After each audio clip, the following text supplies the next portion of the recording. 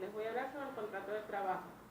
La expresión contrato de trabajo hace su aparición en el siglo XX. Este término fue usado por primera vez en Bélgica. Luego se extiende a Suiza en el Código Federal de las Obligaciones en su artículo 319.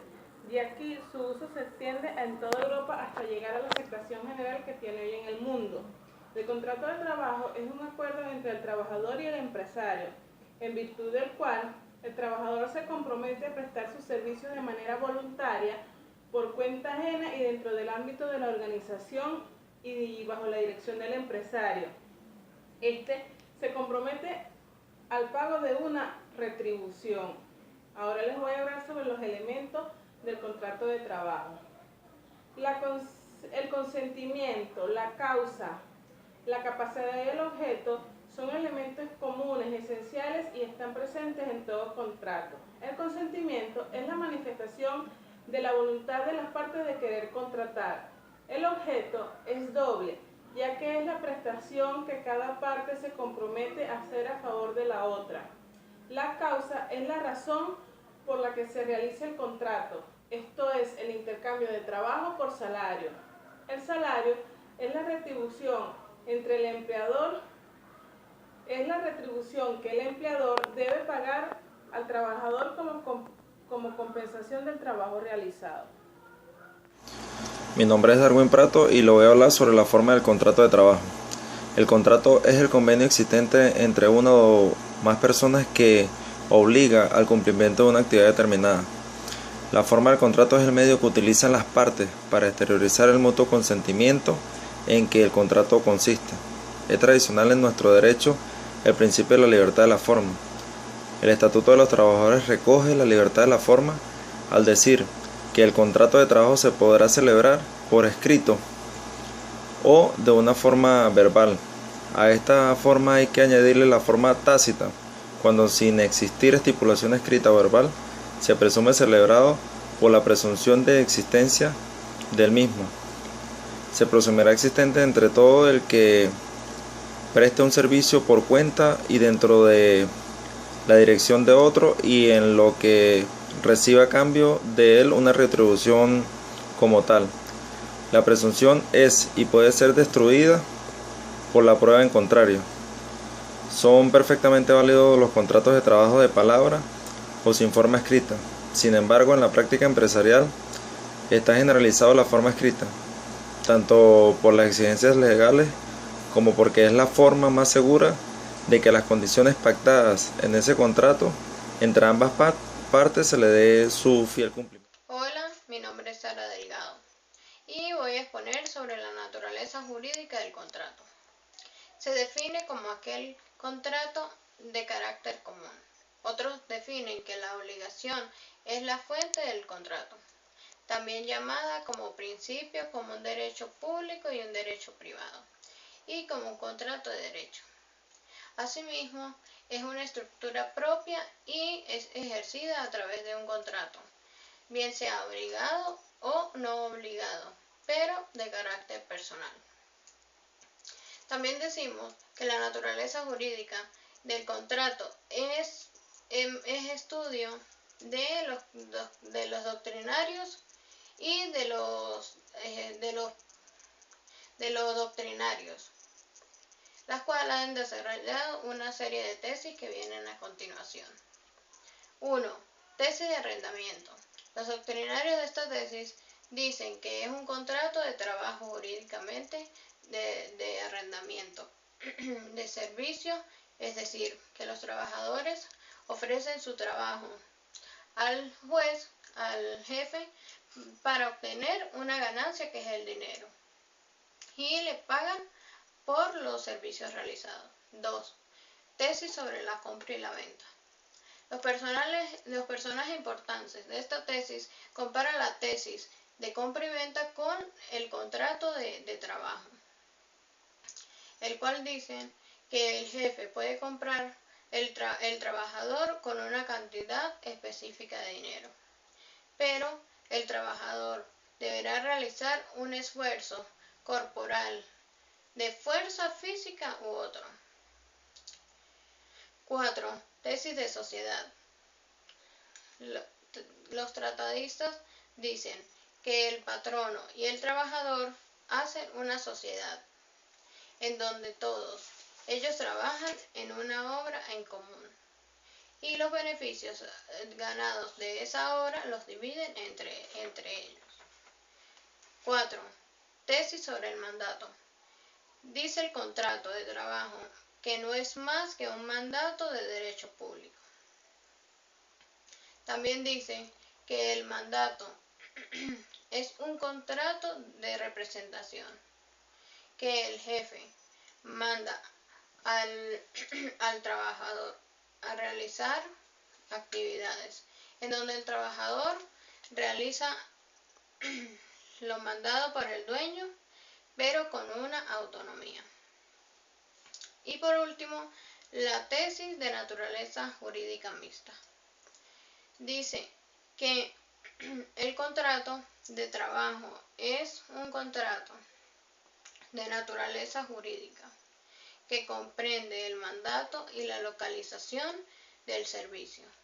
Esto quiere decir que el trabajador busca un contrato del jefe, pero el jefe lo contrata en busca de los servicios realizados. Gracias, esta es mi exposición. Buenas tardes, continuando con la exposición del equipo número 5, estimados compañeros y estimada profesora de la Universidad de Yacambú, el punto a exponer es contenido del contrato laboral. El contrato laboral está plenamente establecido en el artículo 59 de la Ley Orgánica del Trabajo, los trabajadores y las trabajadoras, que fue promulgada en abril del año 2012. Se deben realizar 2 ejemplares del contrato laboral. Un contrato será entregado al trabajador, el otro lo conservará el patrón o la patrona. Pero este contrato debe poseer ciertas especificaciones. Tal es el caso de nombre y apellido, cédula de identidad, dirección, domicilio, nacionalidad, estado civil y edad de las partes. En caso de tratarse de personas jurídicas, las que celebren el contrato deberá contener las direcciones, el domicilio de la persona jurídica y de la persona natural que las representa, la fecha de inicio del contrato laboral, el establecimiento del horario, indicación expresa del contrato a tiempo determinado, funciones que se deben cumplir, indicación del tiempo de duración al tratarse de un contrato a tiempo determinado, mencionar los acuerdos o convención colectiva en caso de aplicar. Se debe establecer también en dicho contrato los salarios, el salario que debe ser cancelado al trabajador, así como el lugar y forma de pago y sus respectivos beneficios. El lugar donde se van a prestar el servicio, lugar donde se firma el contrato y cualquier especificaciones que acuerden las partes. Mi nombre es Yosabel Useche y les voy a hablar sobre las características del contrato de trabajo. El contrato de trabajo es consensual debido a que se perfecciona por la voluntad de las partes. Es bilateral debido a que, ¿por qué es bilateral? Porque produce o genera obligaciones a los contrapartes y esa obligación debe ser de buena fe. Es oneroso debido a que las contrapartes pueden buscar de alguna u otra manera ventajas mediante un equivalente. Es comunicativo porque se pueden evaluar alguna u otra ventaja que sea favorable para los contrapartes y que se pueden acordar alguna de esas ventajas se pueden acordar entre ellos mismos. Es intuito personae respecto al trabajador y excepcionalmente respecto al patrono. Es también informal, pero a su vez la ley exige que algunos contratos deben ser de manera escrita, como el contrato que se le hace a los deportistas según el artículo 203 de la LOT, que es la Ley Orgánica del Trabajo. También extracto sucesivo. El contrato extracto sucesivo, debido a que el trabajador presta sus servicios y el patrono está en la obligación de dar alguna remuneración por ese trabajo y dar beneficios respecto a este. Buenas tardes, mi nombre es Elin León y vamos a explicar el régimen supletorio de acuerdo al artículo 57 de la LOT. Textualmente, este artículo nos indica que si en el contrato de trabajo celebrado entre un patrón o una patrona y un trabajador o una trabajadora no hubiera estipulaciones expresas respecto al servicio que deba prestarse y a la remuneración, estos se ajustarán a las siguientes normas. A. El trabajador o trabajadora estará obligado u obligada a desempeñar los servicios que sean compatibles con su fuerza, actitud, estado o condición, y que sean del mismo género de los que formen el objeto de la actividad que realiza el patrono o la patrona. B. La remuneración y demás beneficios deberán ser adecuados a la naturaleza y magnitud de los servicios y no podrán ser inferiores al salario mínimo, ni a los que se pague por trabajos similares en la entidad de trabajo o en la localidad que se encuentre. Además, indica que el patrono o patrona no puede modificar las condiciones de trabajo si implica desmejoras para el trabajador o trabajadora, si pone en peligro su integridad o si van contra las normativas previstas en esta ley, sus reglamentos y demás leyes que rigen la materia.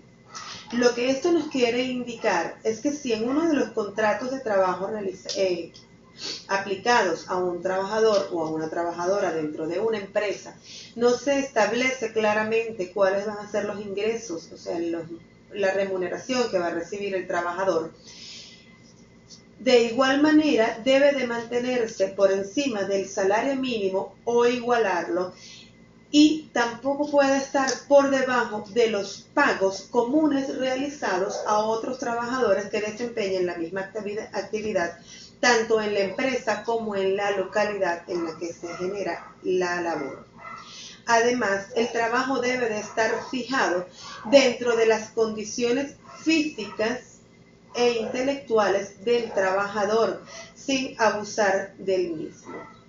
Además, este artículo nos explica claramente que el trabajador está protegido por la LOT y por las demás leyes que rigen la materia laboral, en donde el patrono no puede hacer ningún tipo de modificaciones a la actividad laboral desempeñada por el trabajador o trabajadora si éstas son consideradas desmejoras propias al trabajador, tanto de manera intelectual al momento de desempeñar la labor como de manera remunerativa.